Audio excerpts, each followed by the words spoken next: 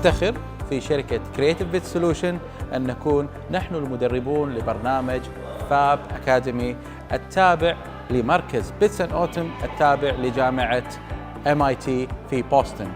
الحمد لله حصل هذا البرنامج على ثقة KGOC وثقة أبناء KGOC، بحيث قاموا بتطوير مهارات وكم من المهارات الكبيرة خلال فترة ال6 أشهر، بحيث حصلوا في كل أسبوع على تقنية حديثة أو مهارة جديدة أو علم أو نوع من أنواع الابتكارات العلمية الذي يعتبر من الابتكارات الحديثة في العالم. قام فريق KGOC بتطوير مجموعة كبيرة من المشاريع خلال تلك الأسابيع، بحيث انتقلوا من مراحل بسيطة إلى مشاريع معقدة كبيرة تحت إشراف فريق تدريبي وفريق من السوبرفيجن اللي هو من السوبرفايزر الإقليمي ثم السوبرفايزر والمشرف العالمي وهو دكتور نيل. احنا مثل ما نشوف الحين وايد ناس قاعد يفتقدون الحرف اليدويه، مثلا ما نشوف ناس مثلا يشتغلون بالصحي او بالكهرباء بالبيوت، الكل يطلب العمال على اساس يسوون لهم هالادوات هذه. فكره الفاب لاب انه يعطيكم برامج ويوفر لكم امكانيات تقدرون انتم تستفيدون منها وتسوون القطع اللي انتم تبونها. اتكلم الحين بالنسبه حق مشروعي بالفاب لاب.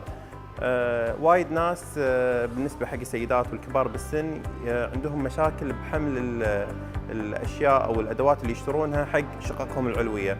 ففكره البرنامج المشروع مالي ان الجهاز يشيل لهم الاغراض ويوديهم حق الادوار العليا.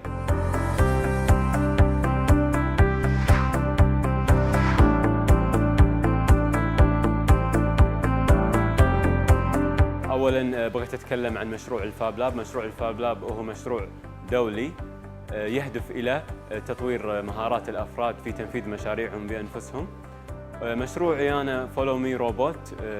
فولو مي روبوت من اسمه روبوت يلحقك وين ما تروح. طبعا يهدف المشروع هذا الى تقليل الجهد في سحب الاوزان الثقيله في المخازن ولا اماكن البناء او الجمعيات.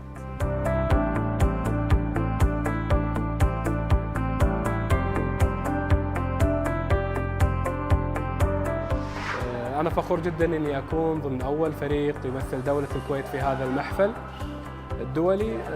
إضافة لذلك أنا فخور جداً إني أكون ضمن هذه المجموعة المميزة من موظفي الشركة الكويتية لنفط الخليج اللي أتوا من مختلف التخصصات ومختلف الإدارات. فاب لاب مشروع كبير تشارك فيه العديد من الدول. بالكويت هالسنة هذه شاركنا للمرة الأولى. تبنت المشروع الشركة الكويتية نفط الخليج. حاليا احنا في الاسبوع التاسع وتحديدا في اليوم الاخير من الاسبوع التاسع، واللي خلاله راح نسلم اول مشروع مشترك للمجموعة. طبعا مشروعنا نفذناه في الوقت المحدد ولله الحمد. ان شاء الله راح يحوز على رضا لجنة التقييم. لمشروع النهائي كان عندي اكثر من فكرة.